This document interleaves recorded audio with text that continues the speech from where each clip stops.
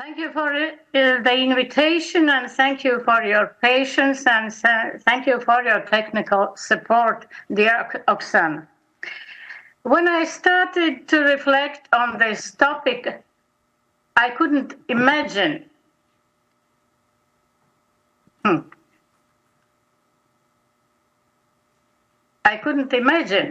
that it would be so complicated and contradictory and even painful sometimes. Therefore, my report, strictly speaking, is not a research. There will not be generalizations. There will not be some very important thoughts. There will be only my impressions, my reflections, and my questions, and often without answers. Since 2022, we can speak about three key figures who have their impact on Latvian theater landscape. First of all, it's an actress, Chulpan Khamatova, who arrived in Latvia almost immediately after the full-range war started. Alvis Hermanis, the artistic leader of Riga New Theatre, invited her to join the company, and for 2 years she was actress of New Riga Theatre. During these years, she played in 3 productions: Postscriptum, the solo performance in Russian.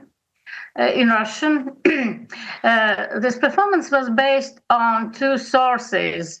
First of all, Dostoevsky's novel The Devils, especially the chapter depicting the great sin of Nikolai Stavrogin.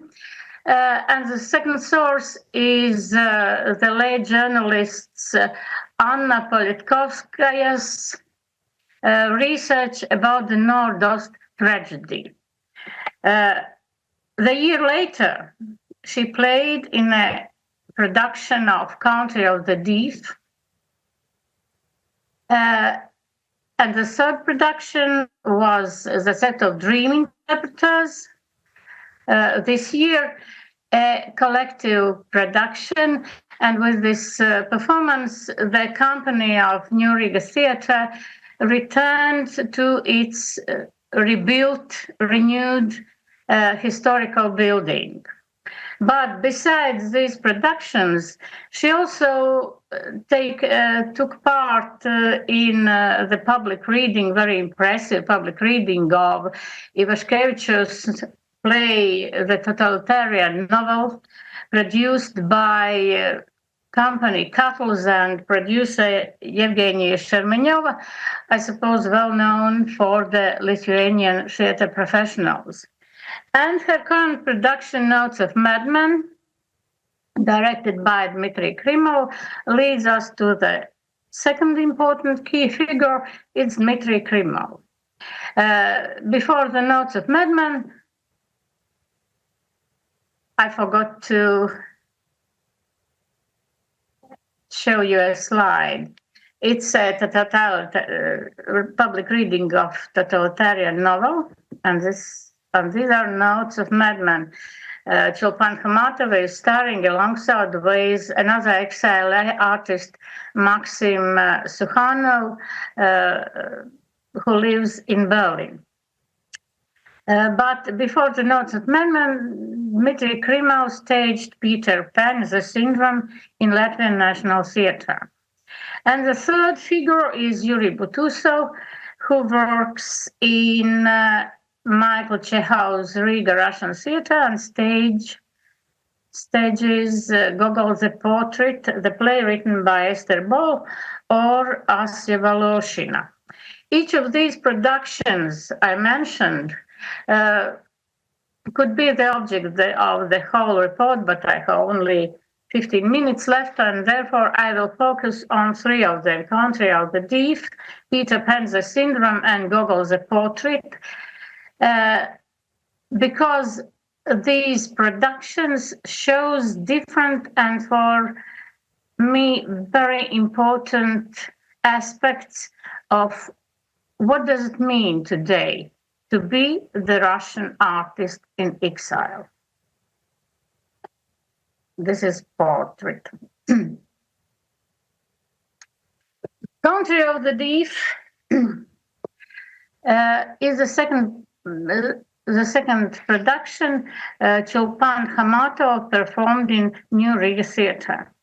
Stylistically, it's common to the Alvis Hermanis method and his artistic style. It's a storytelling alongside with acting and full embodiment of the character. Also, the plot of the performance is quite well known. It's based on Valery Todorovsky's feature film Country of the Deaf, with the Rita played in this movie. Chulpan Khamatova in 1993 gained her first real popularity, her real fame. Actually, we can say that the production is the translation of the movie. What is unconventional, what is important, is not the style and even not the plot. The most important thing is the message of this production. Actually, two messages. And of course, interesting and, yes, very complicated is also the acting of Chulpan Khamatova. She isn't playing Rita, the character he played in movie. She's playing Chulpan Khamatova, reflecting of herself 30 years ago, and moreover, Chulpan Khamatova reflecting on Russia 30 years ago. And Russian of 90s, it's not only the wild Russia, the wild capitalism, the robbery, the terrorism, the destruction. It's also the crossroad where the time where Russia choose the way to the democracy. From today's point of view, 90s is Khamatova's dream of her native country, the dream which, as we now know, wouldn't come true. And there is another message, a very personal, even intimate message about the artist outside his country. The production starts when production starts.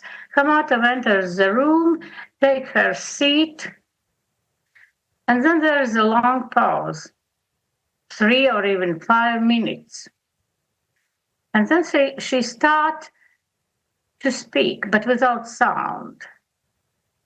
We even can't understand if she speaks Russian or Latvian, and then with the obvious difficulty, she starts to create words in Latvian. And the difficulty is caused not by the language. She has learned Latvian on really good level. The difficulty is caused by another state of mind, maybe even another identity which she has to gain. And now this is a story not about the 90s and not about Russia. It's about the artist who has no voice when he is outside his country, outside his cultural space. It's about artist who has to pay very high price in order to regain his voice, in order to regain possibility to speak about the problems, about the things that are important for him or her. And I have to say that Chikpan Hamatova has paid this high price, and it's very brave, and it's very tragic. And now I will show you something beautiful.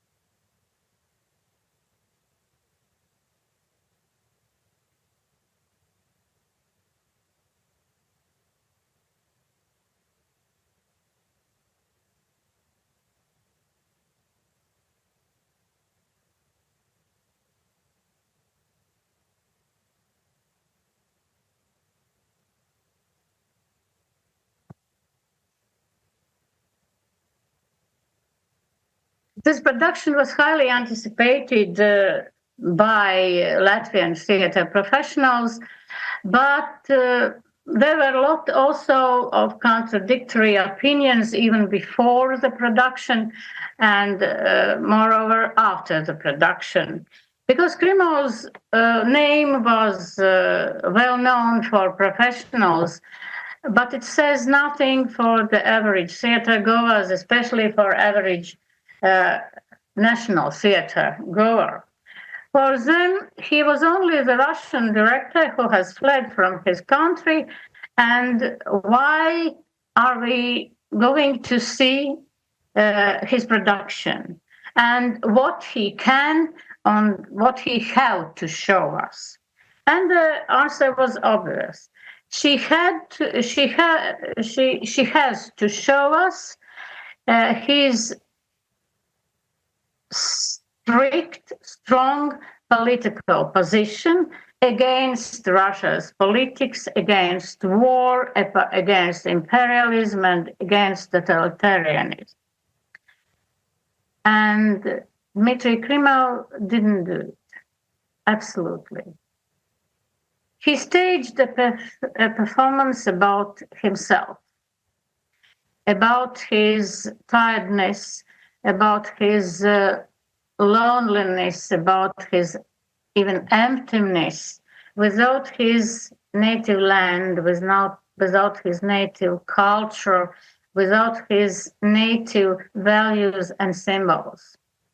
Peter Pan and Fairy were only symbols for people who don't want to grow up, who don't want to become ordinary people, who don't want to live without wonder. And what was the wonder for these two persons, Fairy and Peter Pan? The wonder was theater itself. They are touring around the world, arrived in National Theatre, literally arrived in National Theatre. They climbed from the balcony to the stage. They find the girl, the small girl, gathered their old friends from different times, from different countries, and Rains and Michael Chekhov. Rains at certain time was the managing director of National Theatre, but Michael Chekhov played in National Theatre, Hamlet and Ivan the Terrible. And Rains and Michael Chekhov are among these old friends, old lost boys. And then they show the wonderland. They create a wonderland for a small girl. And what is this wonderland? And what is the symbol of wonder itself? For Krymovo, it is the Russian culture, and Pushkin as the symbol of culture itself. Peter Pan Fairy and their friends shows little girl show little girl a scene of Pushkin's duel and death. It's extremely beautiful scene. It's extremely poetical scene, but it's also a very problematic scene, because for the audience of National Theatre, Pushkin isn't a highest point of culture. Dmitry Krymovo didn't take in mind that the formula Pushkin, наше все, doesn't work outside the Russia.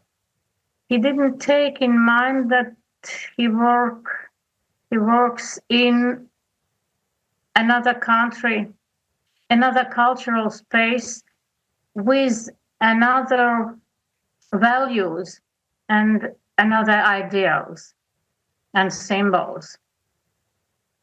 He staged the production about his own pain and about his own losses, but the audience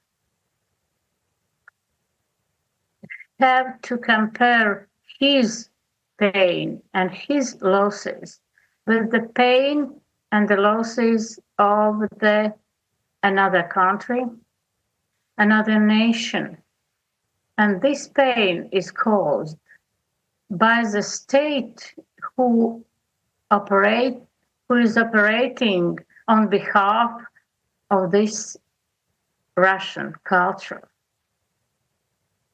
And it was very problematic scene and very problematic production for the Latvian National Theatre and its audience, and even for me.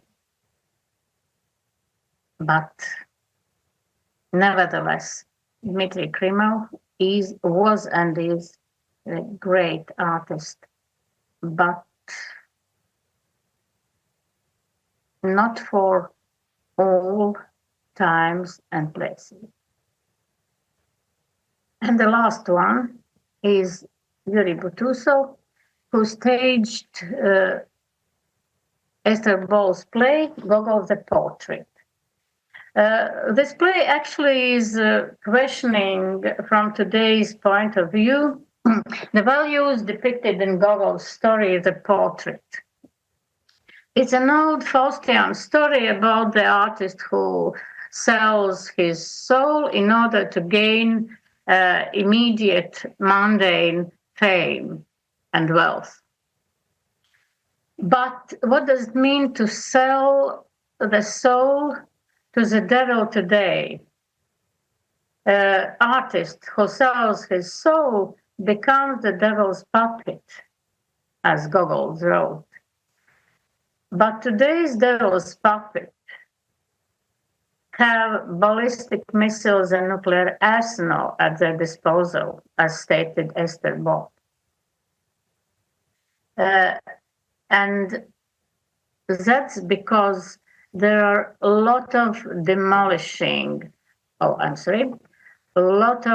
destroying, a lot of cruelty in this production, because devil's puppets are not destroying their souls, they are destroying the artistry, and they can destroy the whole world.